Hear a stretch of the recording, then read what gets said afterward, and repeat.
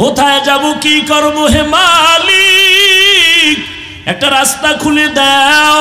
হঠাৎ অন্তরের মধ্যে চলে আসলো, নিরুপায় আমি, সন্তানের কান্না কত আর সহ্য করা যায়। ওই বান্দি দৌড়াইয়া ওই গুনাহগার নাম করা টাকাওয়ালার দরবারে চলে গেল। সন্ধ্যাবেলা গিয়া সেখানে হাজির। রহমতের নবী ঘটনার বয়ান করেন আর চোখের পানি ছেড়ে কান্না করেন। ওই মহিলা নামাজি, সতী সাধ্বী আল্লাহর বান্দি, চরিত্র এত সুন্দর, সন্তানের ক্ষুধার তৃষ্ণা মিটানোর জন্য এই গুনাহগার ব্যক্তির সামনে গেল। গিয়া কয়, ভাই আমি অমুক এলাকায় থাকি, আমারে কিছু টাকা দিবেননি, আমার সন্তানগুলো উপবাস, খানা খায় না, চোখের পানি ছেড়ে ক্ষুধার তৃষ্ণায় কান্না করে, চুলায় আগুন জ্বলে না। ওই গুনাহগার জাহান্নামী বান্দা বলে, তোমাকে টাকা দিব, তবে আমার শর্ত, আজকের রাতের জন্য তুমি আমার হয়ে যেতে হবে, তোমার দেহটা আমার জন্য তুমি অক্ষ করে দিতে হবে। মহিলা আল্লাহর বান্দি কিছুক্ষণ চুপ থাকার পরে চিন্তায় পড়ে গেল, আমার সন্তানের খানার জন্য আমি কি আমার দেহটা, আমার সতীত্ব বিনষ্ট করব, চরিত্রের মধ্যে কলঙ্কের দাগ লাগাবো, জানি না কি করব। বেকার হইয়া আল্লাহর বান্দি বলে, ঠিক আছে, আজকের রাতের জন্য আমার দেহটা তোমাকে অক্ষ করে দিলাম, টাকা দাও, আমার বাচ্চাদের কান্না সহ্য করতে পারি না। আল্লাহর বান্দি যখন এই কথা একমত, জাহান্নামী ওই গুনাহগার সুযোগ পেয়ে বলে, ঠিক আছে, টাকা তোমার জন্য রেখে দিলাম, চলো আমার খাস কামরায় চলো। খাস কামরায় নেওয়ার পরে ওই বান্দা এবার ওই মহিলাকে বসায় বলে, তুমি এবার আমার কাছে আসো। আল্লাহর বান্দায় কথা বলা মাত্র দেখে মহিলার শরীরের মধ্যে কম্পন শুরু হয়ে গেছে, এত কাঁপতেছে আর মহিলার চোখের পানিগুলো গাল বেয়ে পড়তেছে। ওই জাহান্নামী বান্দা ডাক দিয়া বলে, তোমার গায়ে টাচ করি নাই, গালিও দেই নাই, জোর করি নাই, ধমকও দেই নাই, তুমি ইচ্ছা করে আসছো, তুমি নিজেই আমাকে তোমার শরীর লক্ষ্য করার ওয়াদা করেছো, এখন আবার তুমি কেন চোখের পানি ছেড়ে কান্না করো? আল্লাহর বান্দি চিল্লায় কয়, ও আল্লাহর গোলাম, আমার জীবন বড় কষ্টের জীবন, আমি ধুকে ধুকে কষ্টে কষ্টে আমার জীবন কাটিয়েছি, আমার আজও পর্যন্ত জীবনে যত কষ্ট হয়েছে আমার চরিত্র আমি বিক্রি করি নাই, সতীত্ব নষ্ট করি নাই, আজ আমার সন্তানের জন্য আমার চরিত্র নষ্ট করতে হবে, আমি মাওলার কাছে কেমনে দাঁড়াবো, কি জবাব দিব, এই ভয় আমি কান্না করি। আজ তুমি আমারে দরজা আটকাইয়া আমার দেহটাকে তুমি ভোগ করবা, দরজার বাহির থেকে কেউ দেখবে না, কিন্তু আমি এমন মালিকের বান্দি, দুনিয়ার সব ছিদ্র বন্ধ করা যাবে, আমার আল্লাহকে না দেখায় কোনো অন্যায় করা যাবে না, আমি আল্লাহর ভয় চোখের পানি ছেড়ে কান্না করি। আল্লাহর বান্দার মধ্যে মহিলার চোখের পানি গিয়া কলবে একটা ধাক্কা মেরে দিল। ওই গুনাহগার জাহান্নামী চিহ্নিত গুনাহগার জেনাকার ডাক দিয়া কয়, তুমি এখনো চরিত্র বিক্রি করো নাই, মাত্র করার জন্য রুমে আসছো, মাত্র তাও একজন জীবনে, আর সেই অবস্থায় তুমি কাঁপতেছো, কাঁদতেছো, আর আমার জীবনে শত শত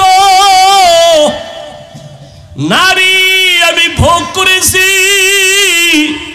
কত গুনাহ জীবনে করেছি, আমি মদ পান করেছি, এমন কোন গুনাহ নাই আমার চোখের সামনে হয় নাই, আমি জীবনে কত জিনা করেছি, আর তুমি মাত্র একজনের দরজায় এসে কান্না করো আল্লাহর ভয়, একটা পুরুষের সামনে আইসা অন্যায় এখনো করো নাই, এমত অবস্থায় যদি তোমার ভয় আর কান্না শুরু হয়, আমি জীবনে শত শত গুনাহ করেছি, আমার তো চিল্লায় মরে যাওয়া উচিত, যাও আমি তোমাকে মুক্ত করে দিলাম, যাও,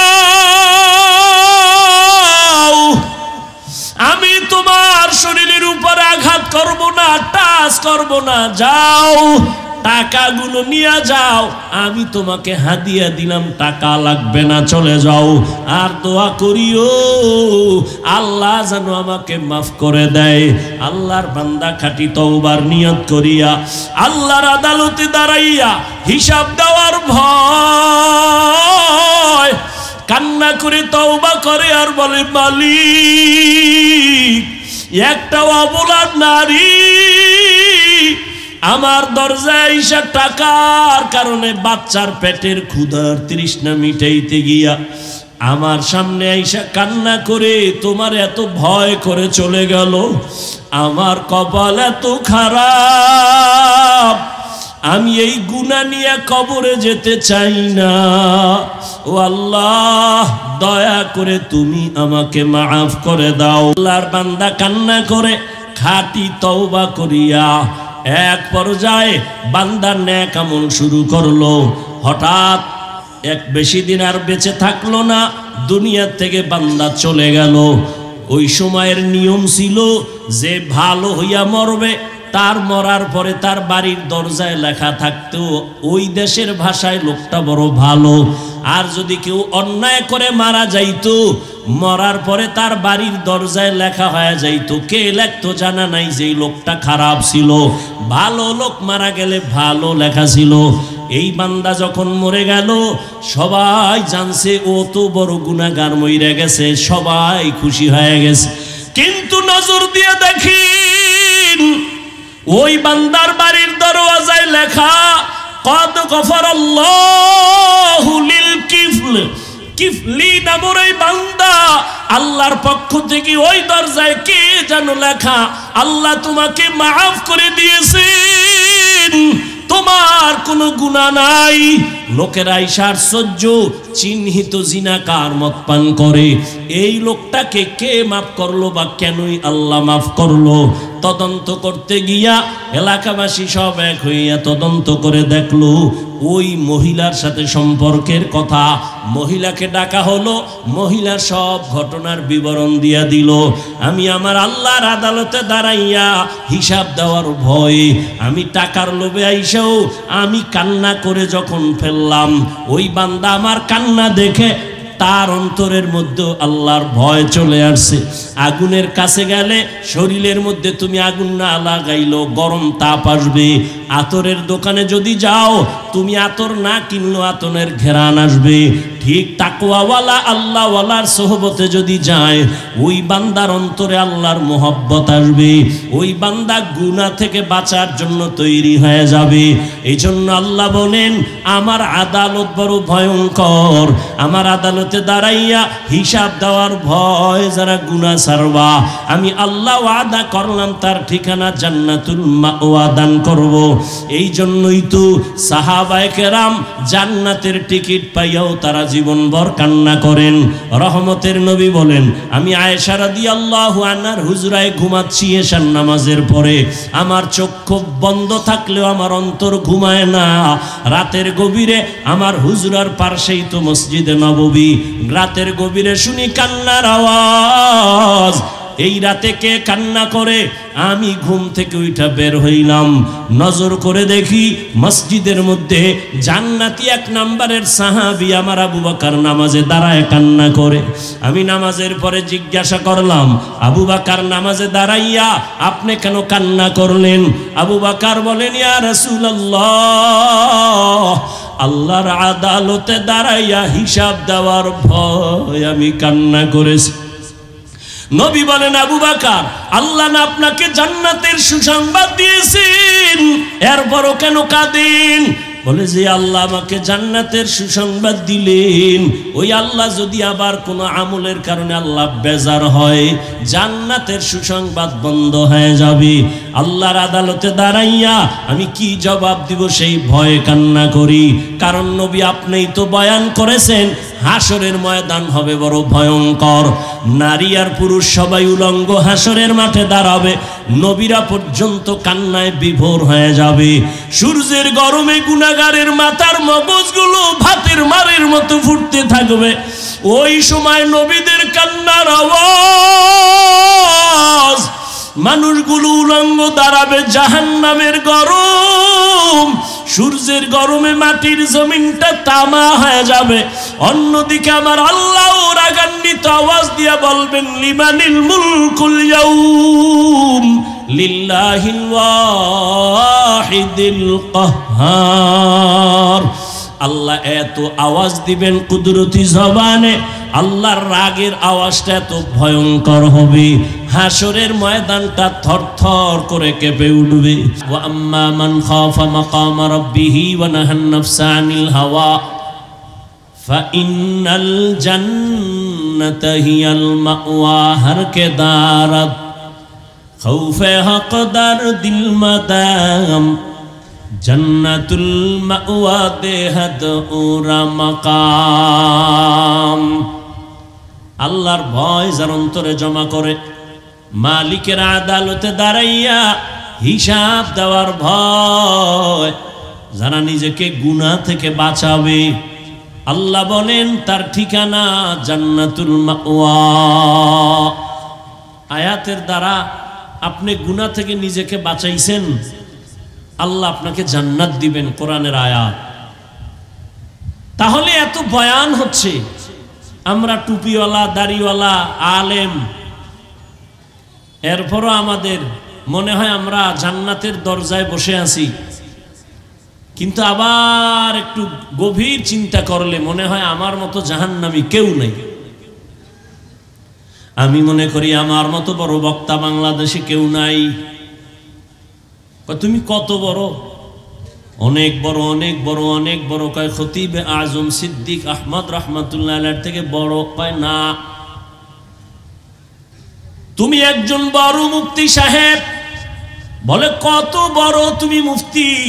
বলে অনেক বড়, অনেক বড়। কত বড়? কয় মুফতি ফয়জুল্লাহ রহমাতুল্লাহ আলাইহির থেকে তুমি বড় নি? কয় প্রশ্নই করা যাবে না। তাহলে আমি যত বড় দাবি করি না কেন, একটা জায়গায় গেলে আমার মাথা ঠেকে যাবে, আমার উপরে আরো বড় আছে। এজন্য নবী বলেন মান তাওয়াজা লিল্লাহ রাফাআহুল্লাহ। নিজেকে যে আল্লাহর জন্য ছোট মনে করবেন, আল্লাহ পাক তার মর্যাদা অনেক উঁচু বানায় দিবেন। মেটা তো আপনা হস্তি কো अगर कुछ मर्तबा चाहो कि दाना खाक में मिलकर गले गुलजार होता है। নিজেকে যদি বড় বানাতে চাও হে মুমিন, বড়দের কদমে নিজেকে করে দাও বিলীন। দুনিয়ার লাইনে কেউ বড় হতে চাইলে বড়দের সংস্রব ছাড়া, সোহবত ছাড়া বড় হতে পারে না। একজন বড় ইঞ্জিনিয়ার যদি হতে চায়, লেখাপড়া সার্টিফিকেট যথেষ্ট না, একজন অভিজ্ঞ ইঞ্জিনিয়ারের পেছনে সময় দিয়া বড় হতে হয়। বড় একজন ডাক্তার যদি হতে চায়, লেখাপড়া সার্টিফিকেট যথেষ্ট না, একজন অভিজ্ঞ ডাক্তারের শরণাপন্ন হয়ে ট্রেনিং দিতে হয়, প্র্যাকটিক্যাল। দুনিয়ার লাইনে যদি বড় হতে হলে দুনিয়ার বড়দের পেছনে সময় দিতে হয়।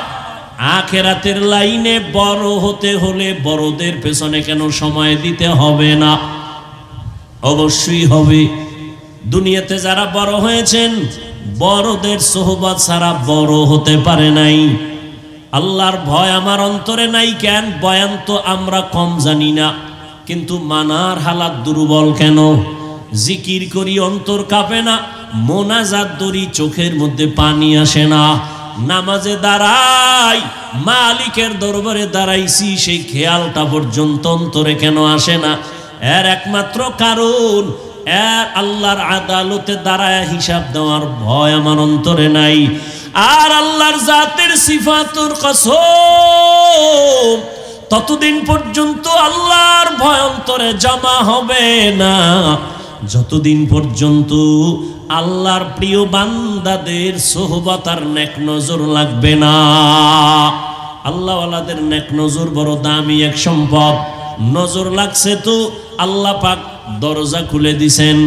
রহমতের নবীর হাতে হযরত আলী 11 বছরে হাতটা লাগায় দিলেন। নবী কলিজা ভরে দোয়া করলেন, আনা দারুল হিকমা ওয়া আলিউন বাবুহা, আমি মুহাম্মদ ইলম ও হিকমতের ঘর, আর এই ইলমের দরওয়াজা হলো আমার আলী। এতদিন ছিল চাচাতো ভাই, এখন আলী নবীর সাহাবী, কিছুদিন পরে হবেন হযরত আলী নবীর জামাতা। সোহবত আজকে গুনাহ গুনাহ গুনাহ গুনাহ, বয়ান তো সব জানি, মিথ্যা কথা বলা হারাম তারপরও বলি, গালি দেওয়া হারাম তারপরও দেই, ধোকা দেওয়া হারাম দেই, অহংকার হারাম করি, অন্যকে হিংসা করা হারাম করি, নিজেকে বড় মনে করা হারাম করি, গান শোনা হারাম শুনি, বেগানার দিকে নজর দেওয়া হারাম দেই, গীবত করা হারাম জানি করি। কেন? আল্লাহর আদালতে দাঁড়ায় যে আমার হিসাব দিতে হবে, জবাবদিহিতার ভয় আমার অন্তরে নাই। ততদিন পর্যন্ত এই অবস্থা অন্তরে আসবে না যতদিন পর্যন্ত আল্লাহ পাকের প্রিয় বান্দা যাদের অন্তরে ভয় আছে এদের সংস্রব নেক নজর না লাগবে। হাদিসে পাকে একটি ঘটনা আমি খুব 5-10 মিনিটে শেষ করে দেব ইনশাআল্লাহ। হাদিস শরীফে রাসূল একটি ঘটনা বর্ণনা করেন। বনি ইসরাইলের একজন আল্লাহর গোলাম জীবনভর গুনাহ করে করে করে করে জীবনটা নষ্ট করে ফেলেছে, এমন কোন গুনাহ নাই করে নাই। জীবনে পরিচিত লাভ করলো গুনাহগার, জেনাকার, মদের বোতল নিয়ে থাকে, ভাষা এত খারাপ, কিন্তু অপরাধ করে করে সন্ত্রাসী স্টাইলে টাকার পাহাড় গড়ে ফেললো। আল্লাহর কুদরতের পরীক্ষা, ওই এলাকার পার্শ্ববর্তী একটা জায়গায় এক আল্লাহর বান্দি বাচ্চা নিয়ে বসবাস করে। ওই ঘরের মহিলা আল্লাহর পেয়ারা বান্দি, নামাজ পড়ে আল্লাহর মোহাব্বত নিয়ে চলে, সন্তান লালন পালন করে। কিন্তু এমন এক হালাত, আল্লাহর প্রিয় বান্দাদের উপরেই তো বারবার আল্লাহ পরীক্ষা দিবেন, পরীক্ষা আসবে। قال النبي صلى الله عليه وآله وسلم من يريد الله به خيرا يصيب منه। পয়গম্বর বলেন আল্লাহ যাকে বেশি আদর করেন, মোহাব্বত করেন, তাকে মুসিবতের দ্বারা পরীক্ষা নিবেন।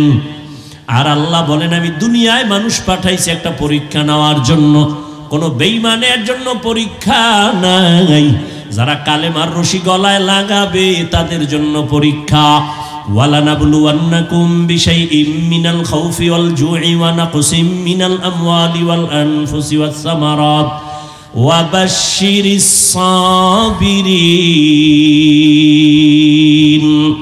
আল্লাহ তাআলা বলেন মুমিনকে আল্লাহ অবশ্যই পরীক্ষা করবেন, ভয়ের মাধ্যমে, ক্ষুধার মাধ্যমে, ওয়ানাকসিম মিনাল আমওয়াল, সম্পদের ঘাটতির দ্বারা, ফলের ঘাটতির মাধ্যমে, ওয়াসসামারাত, এবং ফসলের দ্বারা, আল্লাহ জীবনের ঘাটতির দ্বারা পরীক্ষা নিবেন।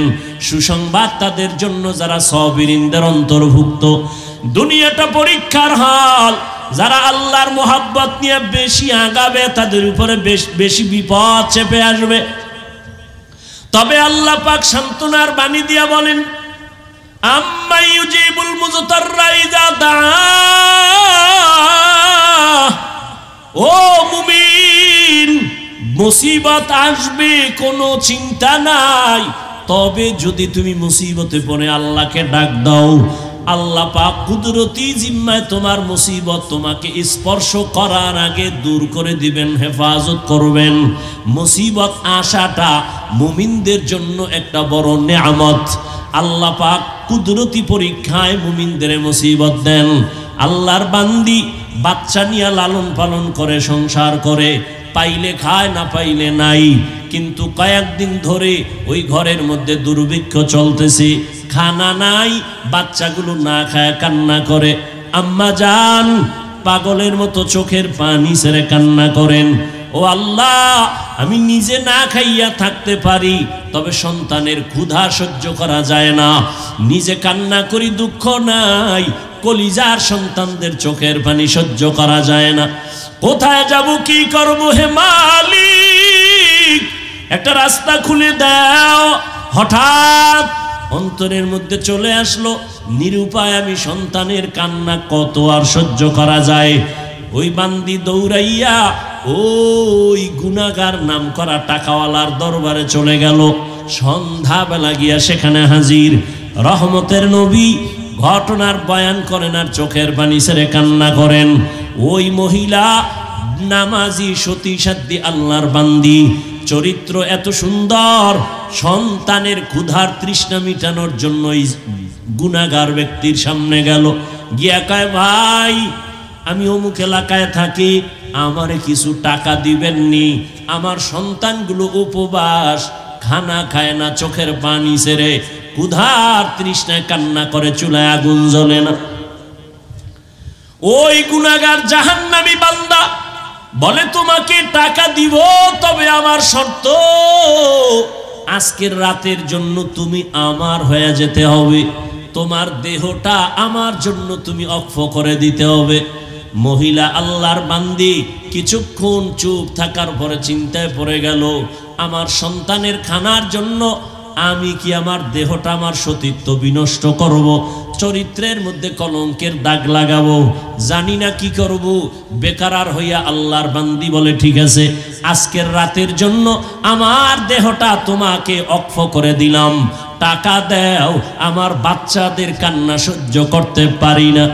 আল্লাহর বান্দি যখন এই কথা একমত, জাহান্নামী ওই গুনাহগার সুযোগ পেয়ে বলে, ঠিক আছে, টাকা তোমার জন্য রেখে দিলাম, চলো আমার খাস কামরায় চলো।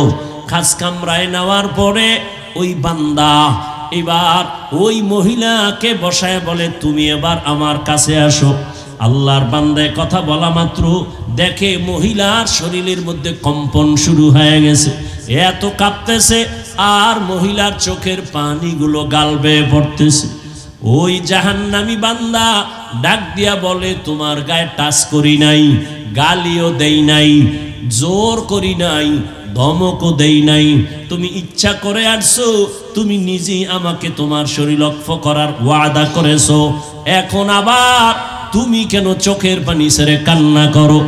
আল্লাহর বান্দি চিল্লায় কয়, ও আল্লাহর গোলাম, আমার জীবন বড় কষ্টের জীবন, আমি ধুকে ধুকে কষ্টে কষ্টে আমার জীবন কাটিয়েছি, আমার আজও পর্যন্ত জীবনে যত কষ্ট হয়েছে আমার চরিত্র আমি বিক্রি করি নাই, সতীত্ব নষ্ট করি নাই, আজ আমার সন্তানের জন্য আমার চরিত্র নষ্ট করতে হবে, আমি মাওলার কাছে কেমনে দাঁড়াবো, কি জবাব দিব, এই ভয় আমি কান্না করি।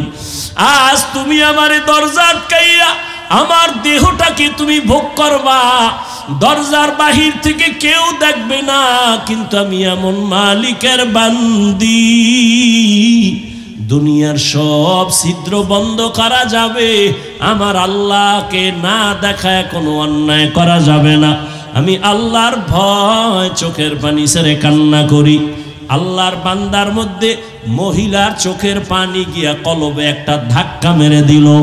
ওই গুনাহগার জাহান্নামী চিহ্নিত গুনাহগার জেনাকার ডাক দিয়া কয়, তুমি এখনো চরিত্র বিক্রি করো নাই, মাত্র করার জন্য রুমে আসছো, মাত্র তাও একজন জীবনে, আর সেই অবস্থায় তুমি কাঁপতেছো, কাঁদতেছো, আর আমার জীবনে শত শত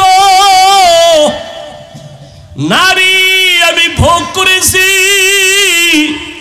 কত গুনাহ জীবনে করেছি, আমি মদ পান করেছি, এমন কোনো গুনাহ নাই আমার চোখের সামনে হয় নাই, আমি জীবনে কত জিনা করেছি, আর তুমি মাত্র একজনের দরজায় এসে কান্না করো আল্লাহর ভয়, একটা পুরুষের সামনে আইসা অন্যায় এখনো করো নাই, এমত অবস্থায় যদি তোমার ভয় আর কান্না শুরু হয়, আমি জীবনে শত শত গুনাহ করেছি, আমার তো চিল্লায় মরে যাওয়া উচিত, যাও আমি তোমাকে মুক্ত করে দিলাম, যাও,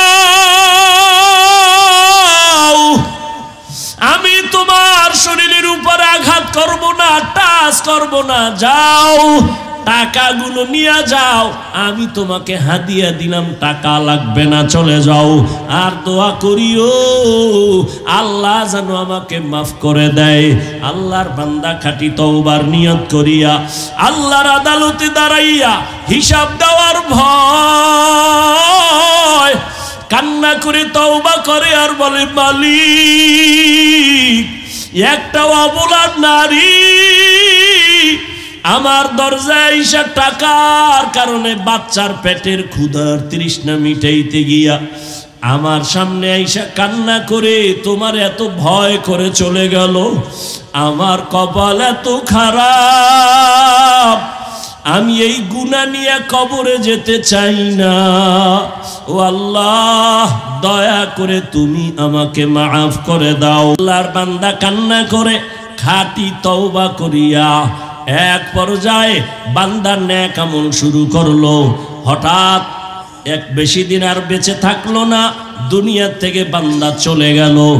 ওই সময়ের নিয়ম ছিল যে ভালো হইয়া মরবে, তার মরার পরে তার বাড়ির দরজায় লেখা থাকতো ওই দেশের ভাষায় লোকটা বড় ভালো। আর যদি কেউ অন্যায় করে মারা যাইতো, মরার পরে তার বাড়ির দরজায় লেখা হয়ে যাইতো। কে লেখতো জানা নাই, যে লোকটা খারাপ ছিল। ভালো লোক মারা গেলে ভালো লেখা ছিল। এই বান্দা যখন মরে গেল, সবাই জানছে ও তো বড় গুনাহগার মইরা গেছে, সবাই খুশি হয়ে গেছে। কিন্তু নজর দিয়ে দেখিন, ওই বান্দার বাড়ির দরওয়াজায় লেখা, কদ গফারাল্লাহু লিল কিফলি নামের এই বান্দা, আল্লাহর পক্ষ থেকে ওই দরজায় কে যেন লেখা, আল্লাহ তোমাকে মাফ করে দিয়েছেন, তোমার কোনো গুনাহ নাই।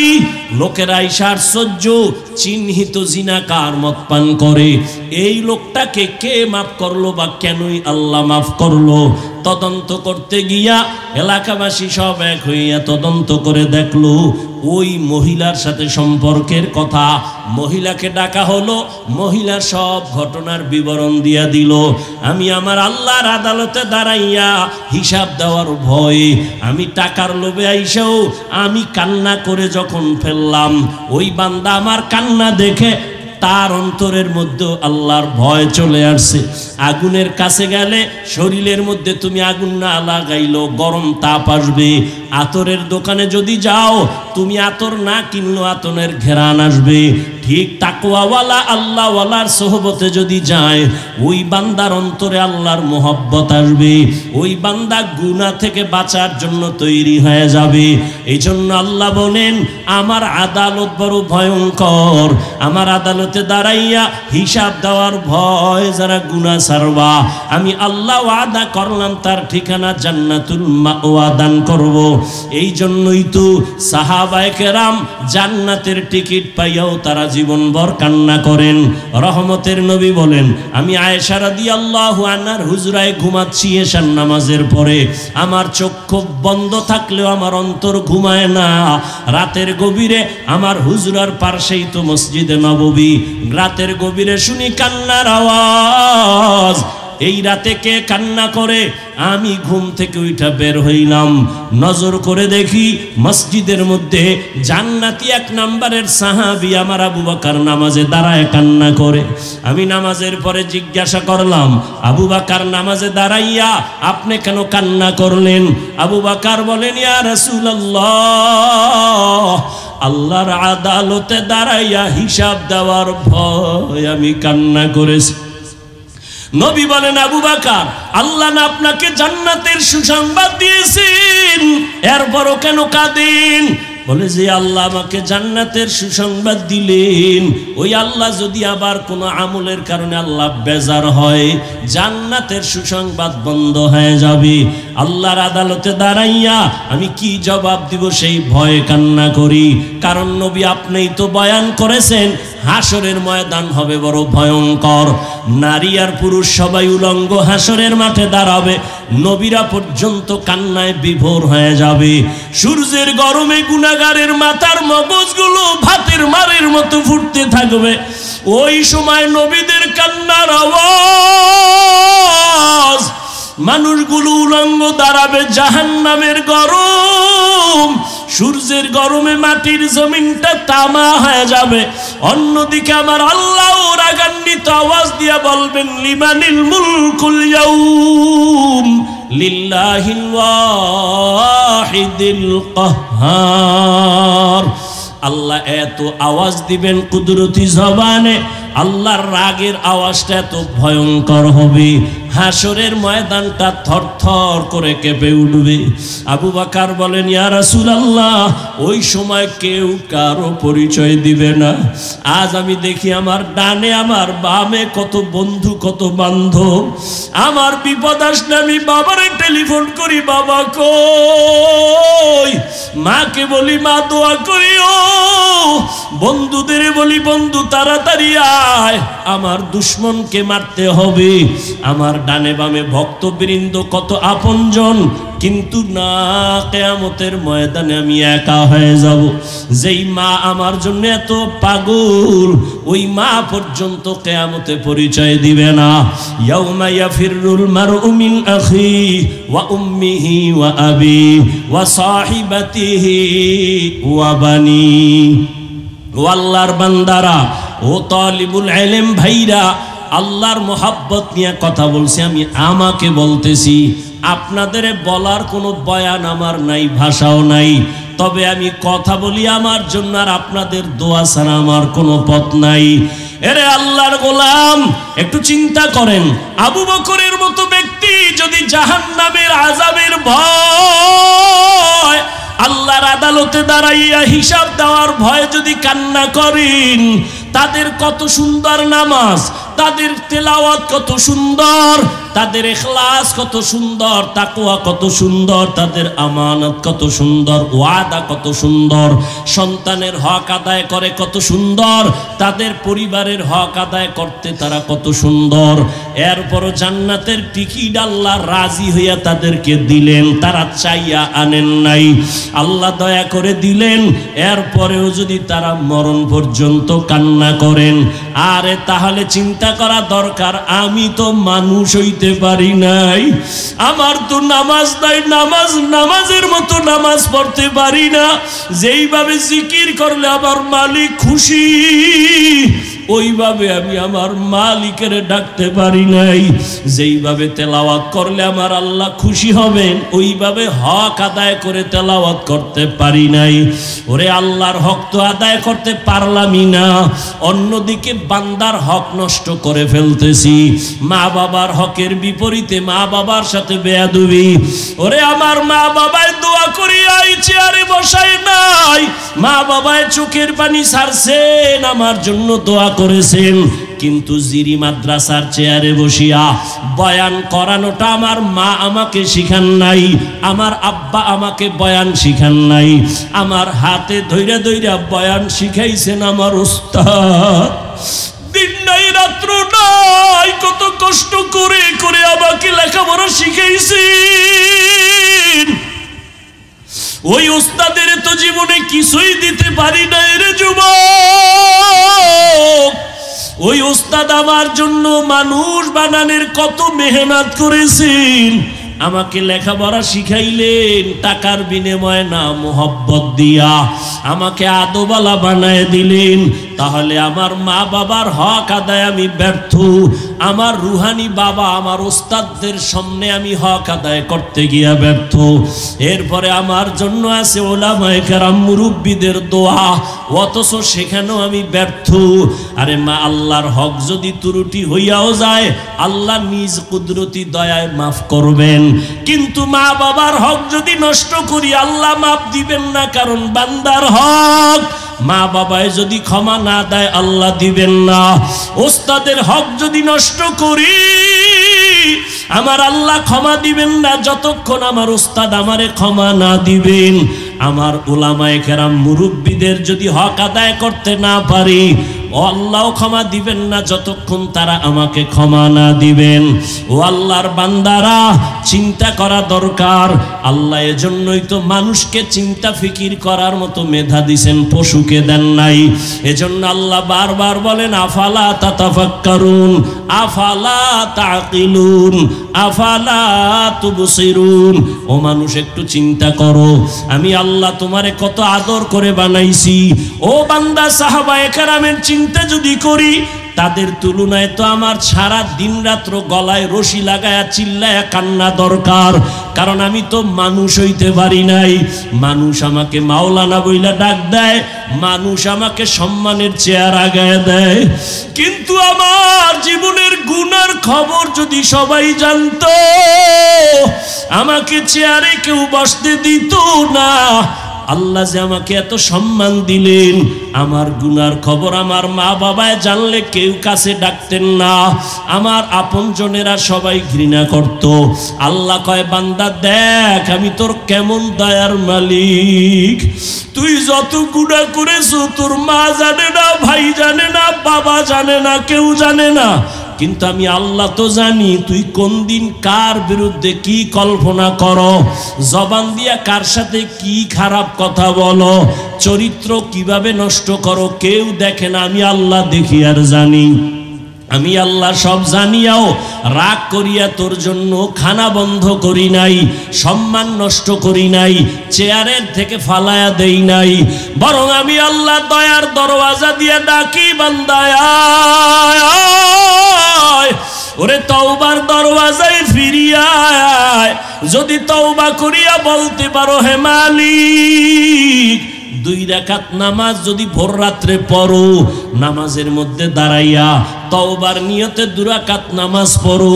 ওলামায়ে কেরাম নামাজ শিখাইছেন এইভাবে, নবীজি বলছেন নামাজ 2 রাকাত, আলহামদুর পরে সূরা মিলাও, সব ঠিক আছে, তবে সেজদায় গিয়ে একটু বাড়তি শব্দ বলবা। 4টা সেজদা হবে 2 রাকাত নামাজে, প্রত্যেকটা সেজদায় গিয়া মোহাব্বতের সাথে সেজদার তাসবিহ পড়ার পরে 4 বার বা 3 বার এই শব্দটা বলবা, ইয়া রব্বি গফিরলি, ইয়া রব্বি গফিরলি, ইয়া রব্বি গফিরলি। আবার সেজদায় গিয়া তাসবিহ শেষ করে আবার কান্না নিয়া বলো, ইয়া রব্বি গফিরলি। ওই গভীর রাতে আমার মা ঘুমায়, বাবা ঘুমায়, আসমান জমিন নীরব, কেউ নাই। ও মালিক, আমি তোমার কাছে হাজির হয়ে গেছি, তুমি ছাড়া আমার সম্মান দেওয়ার কেউ নাই, তুমি ছাড়া আমার ইলম দেওয়ার কেউ নাই। আমি একটু আগে মেহেরিয়া মাদ্রাসায় বলে আসছি, ও আমার ছাত্র ভাই, ওরে ইলম শিখতেছো তুমি, আমি তালিবুল ইলম। তালিবুল ইলমের মর্যাদা কত, কিন্তু তালিবুল ইলম হইতে পারছি নাকি তালেবের দুনিয়া হয়ে গেছি। আরে ইলম দিয়া যদি আমার ইলমে আমাকে নরম বানাইতে না পারে, আমার ইলম যদি আমাকে তাওয়াজুওয়ালা বানাইতে না পারে, আমার ইলম যদি আমাকে কিবির মুক্ত করতে না পারে, ভালো করে লিখো, এই ইলমটা ইলমে নাফি না, এই ইলম শয়তানি ইলম, এই ইলম ইবলিসি ইলম। আর মদিনার ইলম কেমন জানোনি? রহমতের নবী বলেন, আল্লাহুম্মা ইন্নী আসআলুকা ইলমান নাফিআ। ও আল্লাহ, এমন ইলম দাও যেই ইলম আমার উপকারে আসবে, উম্মতের উপকারে আসবে। আমার ইলম দিয়ে যদি আমি নিজেরে কন্ট্রোল করতে না পারি, আমার ইলম দিয়ে যদি আমার জবানকে হেফাজত করতে না পারি, আল্লাহর কসম এই ইলমটা ইলমে নাফি না, এটা ইবলিসি ইলম। আমার ইলম দিয়ে যদি আমি বিনয়ী হইতে না পারি, আমার ইলম দিয়ে যদি আমি আব্বা আম্মার সম্মান করতে না পারি, আমার ইলম নাফি না। আমার ইলমের দ্বারা যদি আমার উস্তাদের দোয়া নিতে না পারি, আমার ইলম নাফি না। আমার ইলম দিয়া যদি আমার ভাইদের সাথে ভালো আচরণ করতে না পারি, আমার ইলমটা ইলমে নাফি না। ইবলিসি এলেম। এজন্য নবী দোয়া করতেন, ও আল্লাহ ইলমে নাফে ছাড়া কোনো ইলম চাই না, ইন্নী আসআলুকা ইলমান নাফিআ, ও আল্লাহ ইলমে নাফে দান করো। ও আমার ছাত্র ভাইরা, আমি আপনাদের ছোট, আমার কিছুই নাই, এই জিরির স্টেজে বসার খোদার কসম আমার ভেতরে যোগ্যতা নাই। তবে জিরির হযরত দোয়া করেছিলেন আর বলছিলেন, বাবা যতদিন বেঁচে থাকো জিরি মাদ্রাসায় আসবা, দোয়ার জন্য আসি, আপনাদের কাছে দোয়া চাই। আমি তো অনেক বয়ানে বলি, এই বাংলাদেশে এমনও ছাত্র আমার জানা মতে আছে, যেই ছাত্র ঘুমের ঘরে আমার রসুলের সাথে মোলাকাত করে। আমি ওই বিশ্বাস কইরাই আমি ছাত্র ভাইদের দোয়া চাই। আপনাদের দোয়া আমার বড় সফলতার পুঁজি। আল্লাহর কাছে একটু নিজেরে পেশ করেন, বয়স কত হয়ে গেল, কত ছাত্র জনতার আন্দোলনে কত ছাত্র মরে গেল, করোনায় কত প্রাণ চলে গেল। একদিন তো আপনি আমিও চলে যাব, কিন্তু এলেম দিয়া কি অর্জন করলাম? এলেম যদি আমাকে অহংকার বাড়ায় দেয়, আমার এলেম যদি আমাকে হিংসা বাড়ায় দেয়, তাহলে আমার এলেম দিয়া তো আল্লাহর মোহাব্বত পাওয়া যাবে না, মা বাবার দোয়া পাবো না, শিক্ষকের দোয়া পাবো না, মুরব্বী ওলামায়ে কেরামের দোয়া পাবো না, জীবনটা বড় ধ্বংস হয়ে যাবে। অতএব এখনো সময় আছে, তওবা করো। আবু বকর যদি নামাজে দাঁড়াইয়া জাহান্নামের ভয়ে কান্না করেন, ওমরে ফারুক যদি এত বড় ব্যক্তি হয়ে কান্না করেন, সাহাবায়ে কেরামরা কান্না করেন, আউলিয়ায়ে কেরামরা কান্না করেছেন, তাহলে আমাদের তো সারা জিন্দেগি কান্না করা উচিত। অথচ মোনাজাত দেই কিন্তু চোখে পানি আসে না। কান্না না আসা মনে করিয়েন না রহমত, বরং আল্লাহ আপনার আমার গুনার কারণে বেজার, গুনার কারণে আমার আপনার অন্তর শক্ত হয়ে গেছে, এই জন্য চোখে পানি আসে না। অথচ আল্লাহর আযাবের ভয়ে, জাহান্নামের ভয়ে আল্লাহর জমিনে পাথর পর্যন্ত কান্দে। সুম্মা কাসাত কুলুবুকুম মিন বাদি যালিকা ফাহিয়া কাল হিজারা আও আশাদ্দু কাসওয়া ওয়া ইন্না মিনাল হিজারাতি লামা ইয়াতাফাজ্জারু মিনহুল আনহার ওয়া ইন্না মিনহা লামা ইয়াশাক্কাকু ফায়াখরুজু মিনহুল মা ইন্না মিনহা লামা ইয়াহবিতু মিন খাশিয়াতিল্লাহ। এই আয়াতের ব্যাখ্যা পড়া দেখেন, আল্লাহর জাহান্নামের ভয়ে পাথর কাঁদতেছে, পাথর কাঁপতেছে। মানুষ আমরা এত কেন খারাপ? আমাদের চোখে কেন পানি নাই? দুনিয়াতে যত মানুষ আল্লাহকে ভয় করবে, গুনাহকে ভয় করবে, এর মধ্যে যারা ইলমওয়ালা তারা আরো বেশি ভয় করবে। ইন্নামা ইয়াখশাল্লাহা মিন ইবাদিহিল উলামা, উলামা যারা তারা ইলম দিয়ে আমার মাওলারে চিনবে আর বেশি ভয় করবে। অথচ আমাদের চোখে পানি নাই, আমাদের মোনাজাতে কান্না নাই, ভোর রাতে কান্নার আওয়াজ নাই। আল্লাহ আমাদের কাছে চাইতেছেন চোখের পানি। প্রত্যেক রাতে আল্লাহ আসেন আমাদের ডাকার জন্য। ও যুবক ও ছাত্র বাবারা, এখনো সময় আছে, তওবা করো। পর্দার আড়ালের মা বোনেরা তওবা করেন। জীবনে আর নামাজ ছাড়বেন না, বেপর্দায় চলবেন না। সন্তানগুলো আদর্শওয়ালা বানাবেন। ডাক্তার বানাইলেও বেয়াদব যেন না হয়, ইঞ্জিনিয়ার হলেও যেন বেয়াদব না হয়। সন্তানের ব্যবহারে যেন মা বাবা কষ্ট না পায়, সন্তানের ব্যবহারে যেন আলেমরা কষ্ট না পায়, সন্তানের আচরণে শিক্ষক মুরব্বীরা যেন কষ্ট না পায়, বরং কষ্ট না পায় যেন দোয়া করতে থাকে আদবের কারণে। ও যুবক, তওবা করে নাও, আল্লাহর কাছে মন খুইলা বলো, হে মালিক, আমি আজকে তোমার দরজায় আসছি, গুনাহ নিয়ে আর ফিরতে চাই না, আর নামাজ ছাড়ব না, আর গুনাহ করব না, আর গীবত শিকায়াত করব না, মা বাবার সাথে বেয়াদবি করব না, উলামায়ে কেরামের বদদোয়া নিব না, মুরব্বী ওস্তাদদের দোয়া নিয়া চলবো, মা বাবার দোয়া নিয়া নবীজির তরিকায় চলবো। আল্লাহর বান্দারা, যদি তওবা করার নিয়ত হয়, দুটো হাত আমার আল্লাহকে দেখায় দেই, আয় আল্লাহ হাতগুলো কবুল করে নেন।